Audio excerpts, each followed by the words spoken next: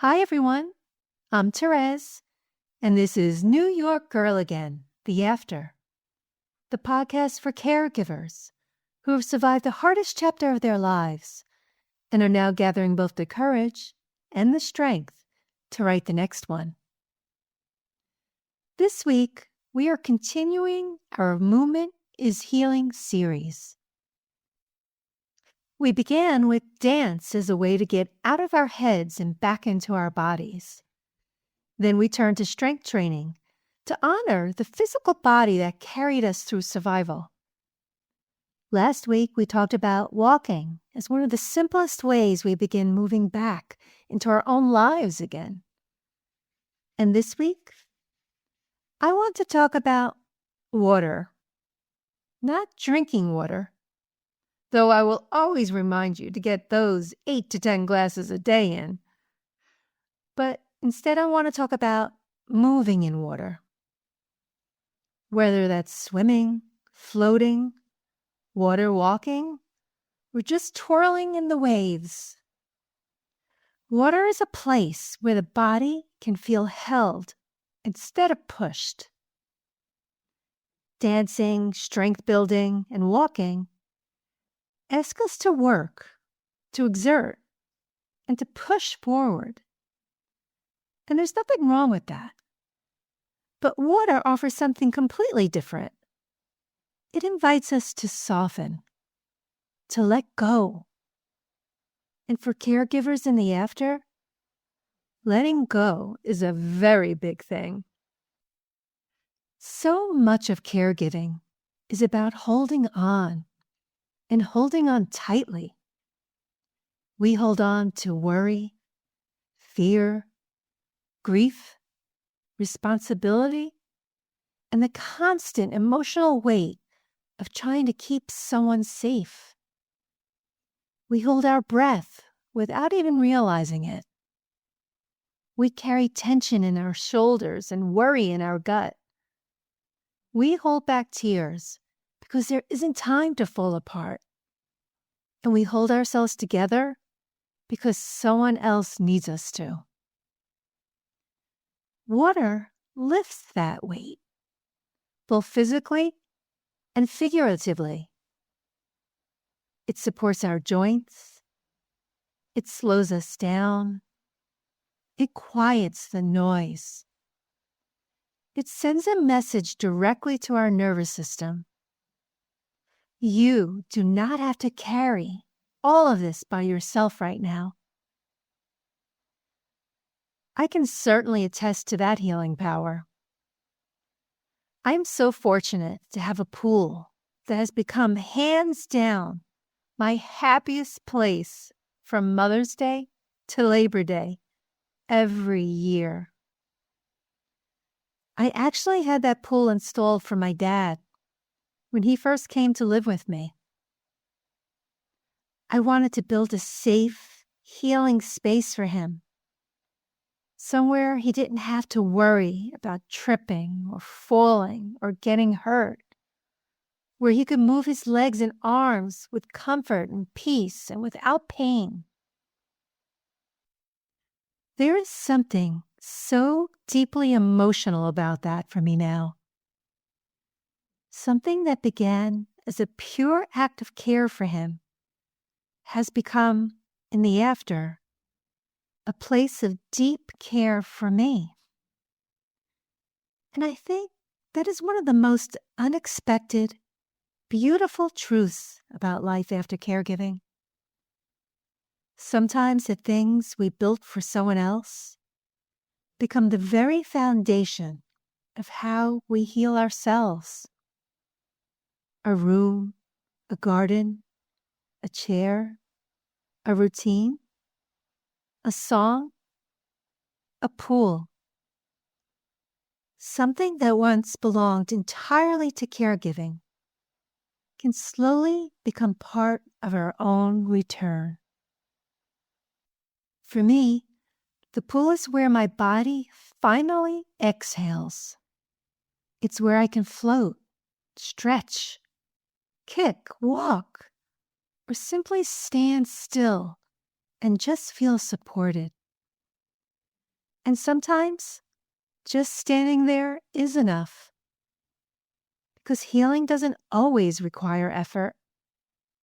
Sometimes healing simply looks like being supported. In the water, our bodies experience buoyancy. The water takes on the weight, making movement accessible again. If you're coming out of caregiving feeling tired, stiff, inflamed, grieving, or worried about injury, land-based exercise can feel intimidating. Water changes the rules. You can walk, stretch, practice balance, and build real physical strength without that pounding pressure on your joints. It's a gentler work, a kinder work. The resistance is there, but so is the support. And isn't that what rebuilding requires? We need to be challenged, but not crushed. We need to move, but not punish ourselves. We need to regain strength while honoring the body that survived. Water gives us a space where both can be true. Research supports this too. Studies have shown that aquatic exercise can improve balance, mobility, coordination, and quality of life, especially for adults or people who need a gentler way to move.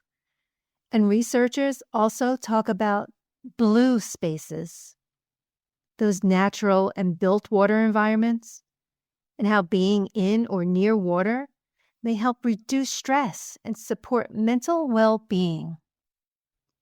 I remember a priest I once knew, a caregiver in his own way, who shared in a sermon that he would often swim in a local lake in the evening to find serenity. He spoke about the peace of being completely surrounded by the water, the way it held him, quieted him. It gave something back to him after a day of giving so much to others. He said he would come out of that lake feeling renewed. That is why water belongs in this series.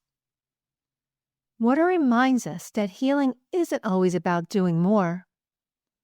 Sometimes it's about changing the conditions around us so our bodies can finally relax. Our bodies are not only instruments of labor and responsibility, they are also vehicles for sensation, peace, calm, and joy. And that word matters so much. Joy. My pool isn't just therapeutic. It is joyful. It's my happy place. It's where summer feels like summer. It's where I can laugh and feel the sun and listen to the birds and feel, for a little while, like my body and I are fully on the same team again. So this week, my invitation to you is simple. Find your water. Maybe it's a pool or a swim at the lake. Maybe it's the ocean or a quiet walk along a river path. Maybe it's a warm bath at the end of a long day. Or maybe it's even running barefoot through puddles after a heavy rain. Let water remind you that you don't always have to push to heal. Sometimes you just need to let yourself be held. And as we close today, I keep coming back to that pool I built for my dad and how what was meant to bring him peace has come full circle back to me. That is the after, isn't it? We don't leave love behind. We don't leave the people we cared for behind. But slowly, somehow, we begin to live forward. We take what remains and allow it to become part of our own restoration. This is Movement is Healing. And this week, we are letting the water hold what we carry. Thank you for listening to New York Girl Again, The After.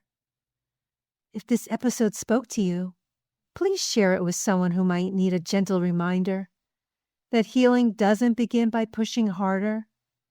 It begins by letting yourself be supported.